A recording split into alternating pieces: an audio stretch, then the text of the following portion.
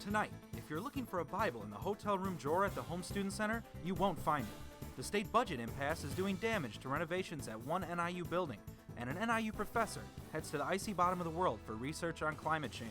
We'll explain. NTC News Tonight starts right now. You're watching NTC News, DeKalb County's only television news source, on the campus of Northern Illinois University and from the Northern Television Center. This is NTC News Tonight. The Lucinda Avenue extension is complete, but makeovers continue at NIU. I'm Darius Parker. Thanks for joining us. And I'm Chris Larsen. Your walk through the Home Student Center might look a little different. NTC's Karina has more on what we could see in the future. The Home Student Center might be facing some renovations in the future that can cost the university multi-million dollars. It has been a while since the half-century-old Student Center has last faced any remodeling. The idea of renovating the Student Center is in hopes to improve the university's first impression on visitors and increase recruitment and retention rates. Currently, there are only two entrances in the Home Student Center that are handicap accessible, one on the east side of the building and another one on the west side. This concern, along with the waiting area for students to wait for their buses, have been brought up by the student body. People crowding around the general entrances, so that creates kind of a traffic jam. If there was like a designated area to wait for the bus, that would kind of be reduced. This is one of the popular areas from the Student Center that students come out and stand here and wait for their designated bus. Since there are various spaces in mind, this proposal will form part of a long-term plan to strengthen the core areas of campus. One of those spaces is upgrading some of the Student Center's grab-and-go eateries and restaurants, such as the Black Hawk Cafeteria. So once we figure out what phase one is, it's really what is going to build on it in the future, what are our priorities, and how do we build out from there. There are some architectural designs proposals in the works of the future look of the Student Center. Those include images with extended lounging areas, an outdoor patio, additional restaurants, and a suite of rooms for student organization, and possibly even an upgrade to the hotel's welcome desk. However, none of them are formal plans. That's going to be part of the challenges. Can we, how much can we afford to do? And then how much can we suppress our appetite and have that Christmas wish list? At the moment, no final decision has been made. University officials will present the proposal at the board's meeting December 10th. We will have to wait and see what changes, if any, are made to the Home Student Center. NTC News, Karina. Thank you, Janelli. Don't expect to see a Bible if you stay in the hotel inside the Home Student Center. All Bibles are being relocated from the individual rooms after someone filed a complaint to the director of the hotel. A co-president of the Freedom from Religion Foundation found the Bible during her stay. The non-religious group says that religious texts have no place in the room. Speaking of books, you might want to stop by the library to get all that studying in. The Founders Memorial Library will extend its hours and provide computer lockers during finals week. Outreach librarian Kathy Liddell says the extended hours are put into place to provide the students with a positive study experience. The library has also installed safe charging stations for electronics. If you woke up and saw snow this morning, you might need to move your car.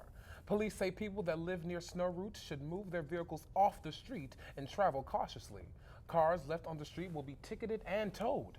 The National Weather Service predicted snow for Friday evening that should continue through Saturday afternoon. But the snow has been falling since last night.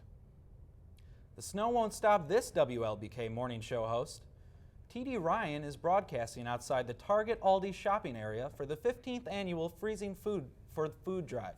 The food pantry collection kicks off today and continues until noon on Saturday. This year's goal is $25,000 of non-perishable food items. The food will be loaded and moved to Salvation Army Food Pantry in DeKalb. A new club might be coming to the DeKalb School District. A military club would help prepare students for the SAT and Armed Services Vocational Aptitude Battery tests and preview what military life is like. It will be open to high school students and already has some interest. The goal of the club is to help students make better informed decisions about their futures. A 17-year-old student from Salmonock High School could face criminal charges. Somonauk police say the boy posted a threat on the social media app Yik Yak. Yik Yak allows users to communicate anonymously with people near them. 5 Honda Civics have been stolen from Brian Bemis Imports. Crime Stoppers is seeking more information regarding the theft of the vehicles on November 27th. One vehicle was stopped by a Sycamore officer but left the scene. Another vehicle has been recovered from Alden Drive in Sycamore.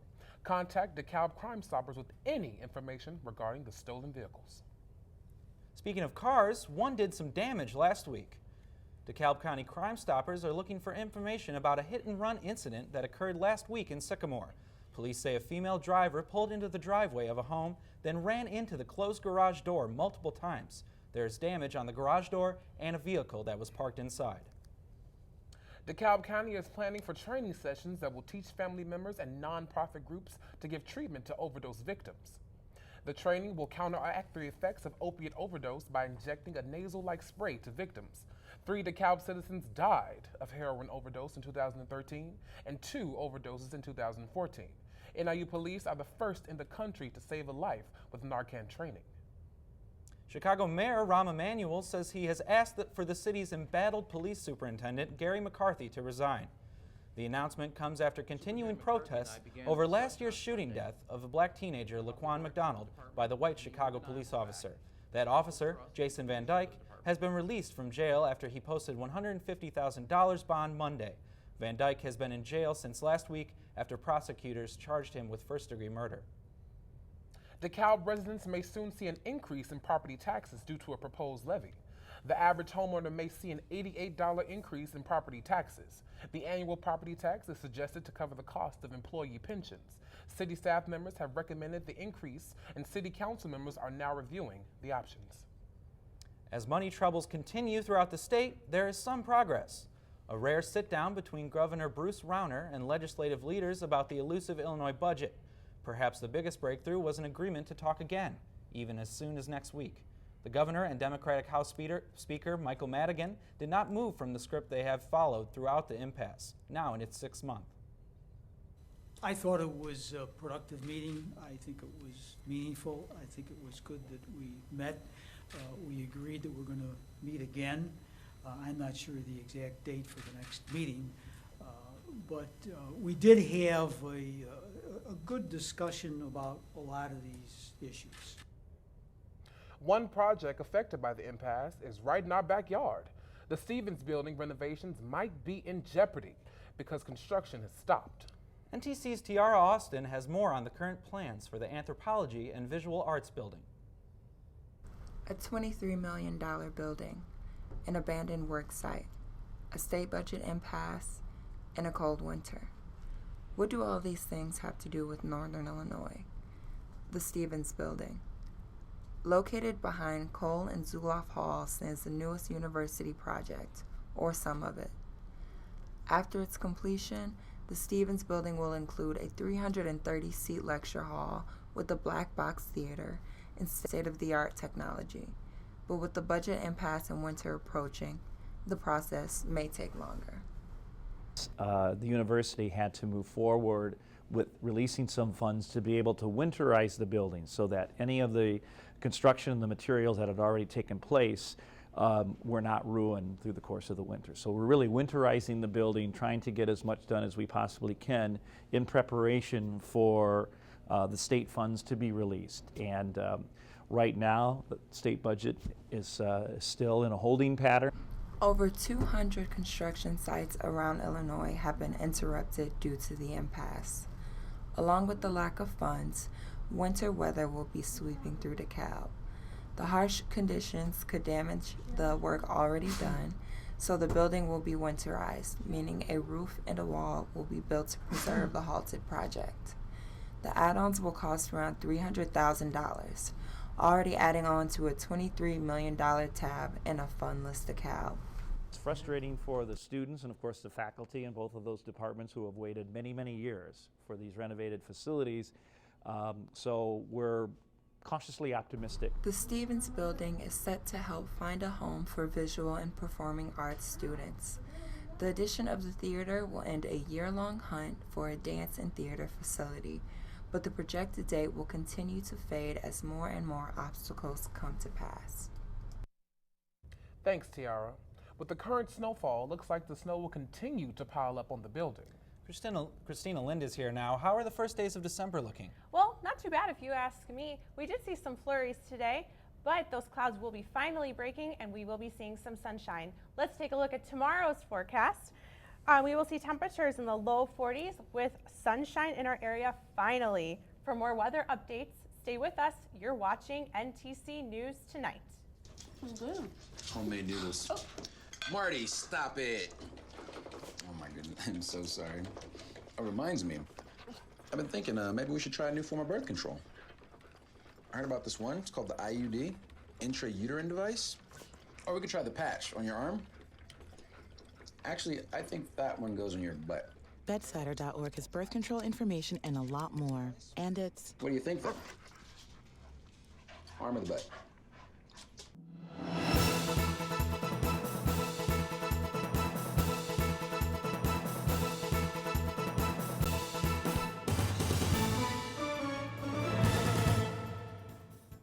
Welcome back, everybody.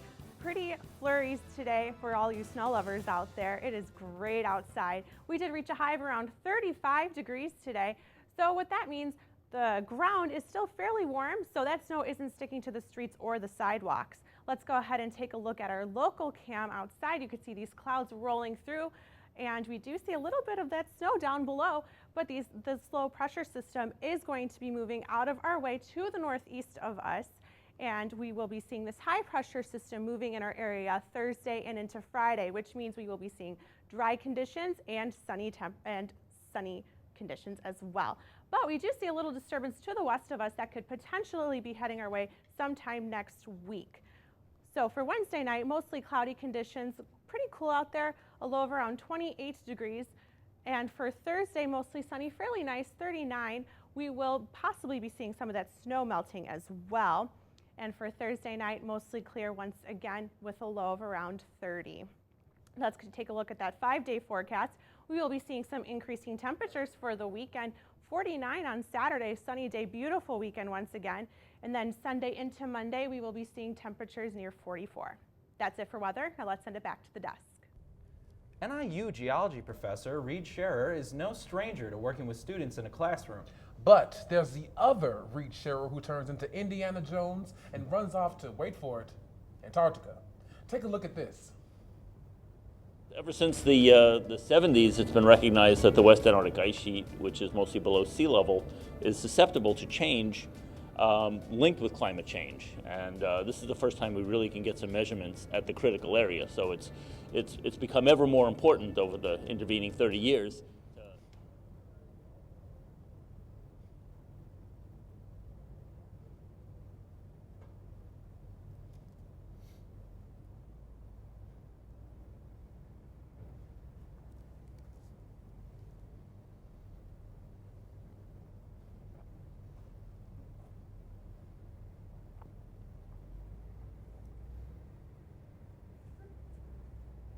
Capture my sense of excitement going.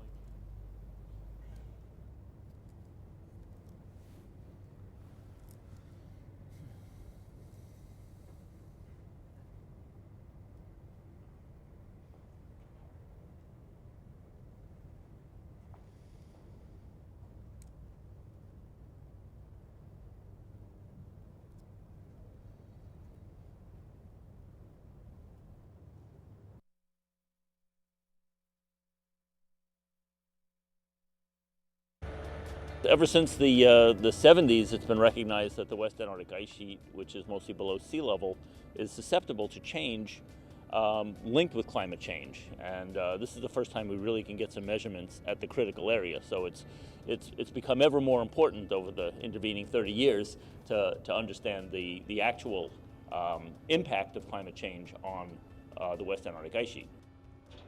I've been going down to the Antarctic for many years, and to some degree it becomes routine, but it's always exciting going. And you know, who doesn't love seeing a penguin march by in the natural environment? And it's a beautiful place and it's an exciting place. And I always like going with students for the first time because I sort of recapture my sense of excitement going the first time.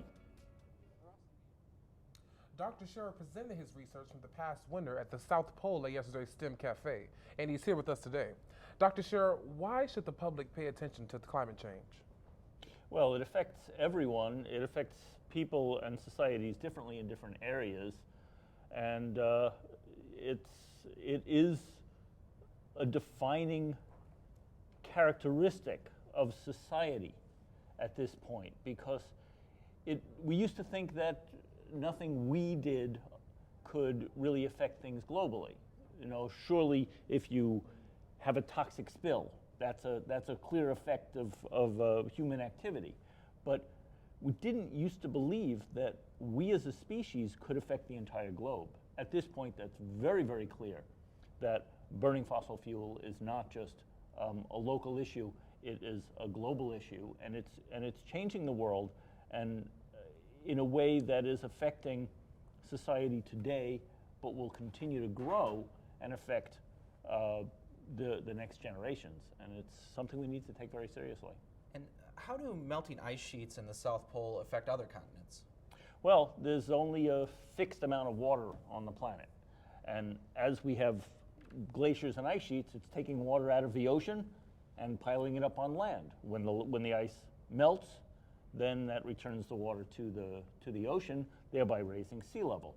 And that's an effect that's global, and sea level has been rising, and we're most concerned about an acceleration of the retreat of the ice, which would raise sea levels at a much higher rate. It's already affecting a vast majority of the population. When you realize that about 640 million people live within a few meters of sea level, it really is of global consequence. It's not a direct consequence to those in Illinois, but it's certainly a fundamental issue that we all need to be aware of. So this past winter, you were part of the team that drilled beneath the Ross ice shelf, correct? Where a previously unknown species was discovered. What was that like? Oh, it was amazing. We had a large operation, and NIU was a lead on it, but we have colleagues from other universities who were involved. Traversed all of this equipment. You've seen some of the videos of our operations in the field. Big operation with a lot of people, but we used a hot water drill to melt a hole down through more than a half a mile of ice, half-mile thick ice, and entered a tiny little cavity of water, just 10 meters thick. We didn't know if that water was going to be ocean water or a little more fresh. It turns out the ocean is making its way all the way back there, and which is affecting the melting and accelerating the melting. But the really amazing and exciting part was to see a whole diverse ecosystem of fish and jellyfish and little shrimp-like things called amphipods. A very active community of organisms living at this very tiny feather edge, just a couple of 100 miles from the South Pole itself. Okay. Now, students had the opportunity to travel down with you, which must have been an amazing experience for them. Now, what do you think were the benefits of the students' participation? Oh, I mean, aside from the fact that it's an opportunity of a lifetime, you know, it's life-changing to go to a place that so few people get to go to. But from the perspective of their scientific training, what's so unique about it is you get to see the end member environment. You know, things can change. We have big variation in weather around here from day to day, but when things are changing at the North Pole or the South Pole, that is by definition of global significance. And so they get to see from baseline, and if they end up following a track like I did, which is to continue to return from my graduate student days on till now, and my PhD advisor at Ohio State was chairman of the geology department here at NIU back in the early 70s. And so my first trip to Antarctica was as a graduate student with Peter Webb in the mid-'80s, and I'm still going down. For him, he had been going down since the 50s. And Ross Powell, also on the faculty in my department, has been going to Antarctica since the mid-'70s. So we go back, we bring students, and it's really enriching to us as well as to them to have that continuity and to see the changes that take place over decades, not just the one visit. So what do you look forward to the most when you visit Antarctica? Well, it's always fun going back to some, just like any time you go to the same old haunts that you remember.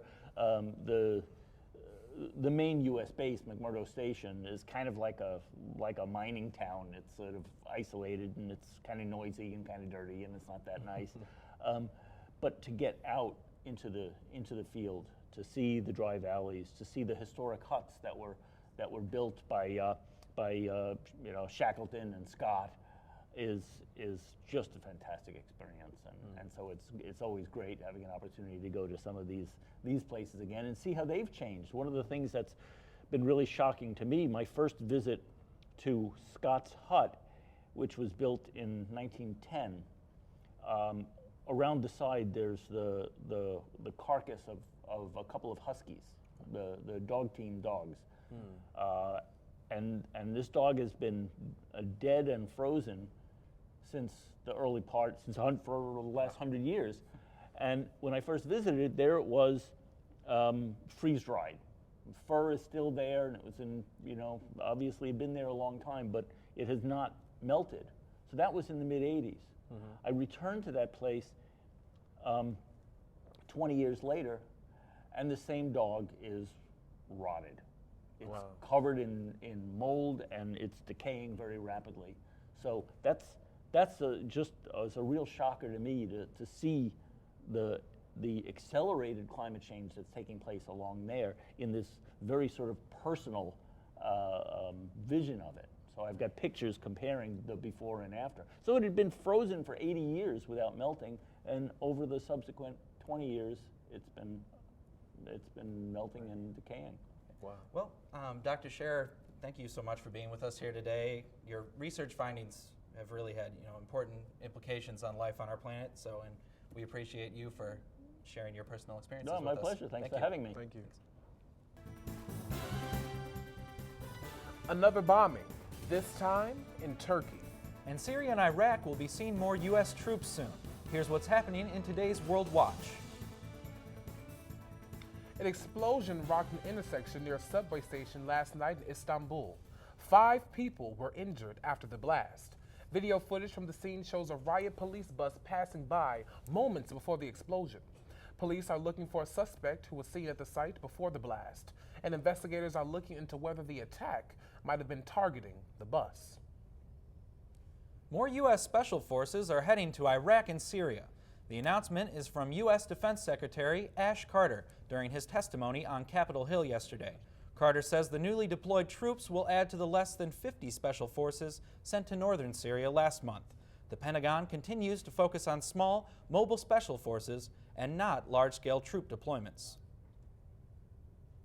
Boston Marathon bomber Zohar Tsarnaev is asking for a new trial in a different venue. His lawyers were in court yesterday to argue the motion. The same judge who presided over the trial is hearing the arguments. In June, Tsarnaev was sentenced to death for his role in the bombing, which left 3 people dead and 260 people injured in 2013. Just weeks after taking office, the mayor of Juneau has been found dead. Stephen Fisk's son found the body in their own house. Juneau police say they did not see any signs of forced entry, and they have also concluded the mayor did not commit suicide. And that's today's World Watch.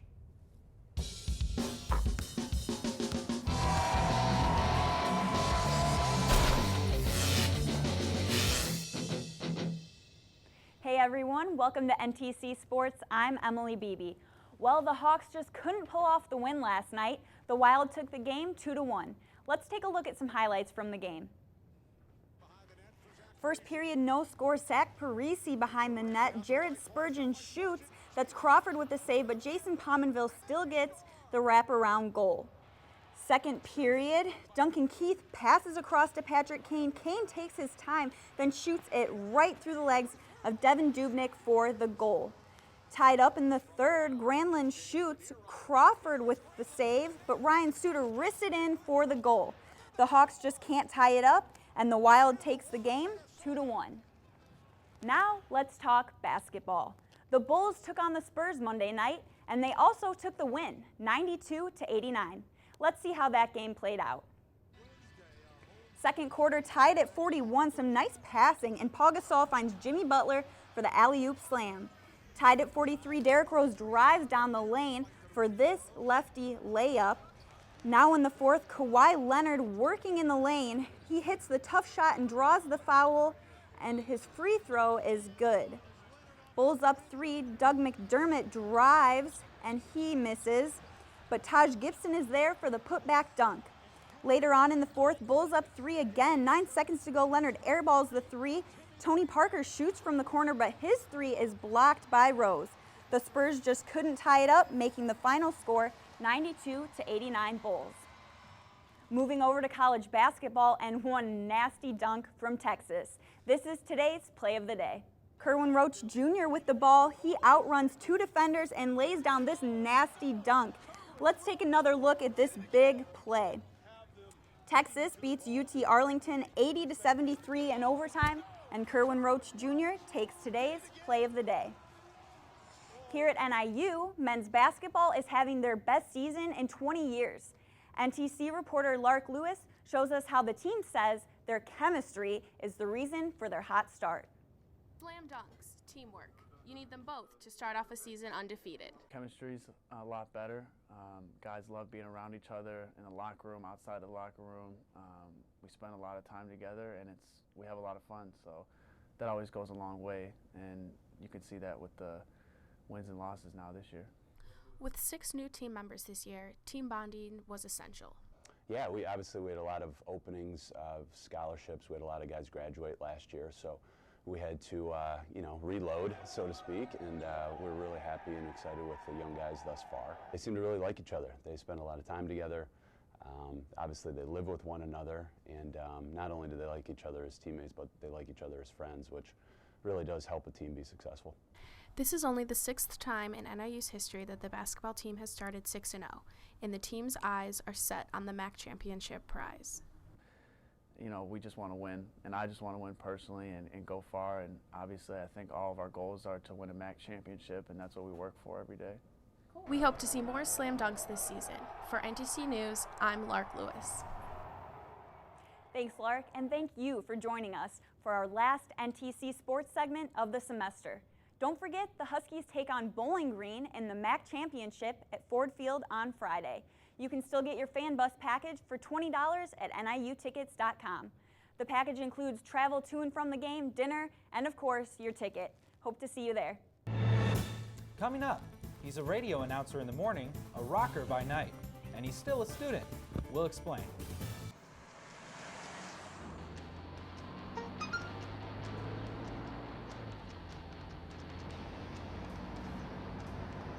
The average text takes your eyes off the road for nearly 5 seconds.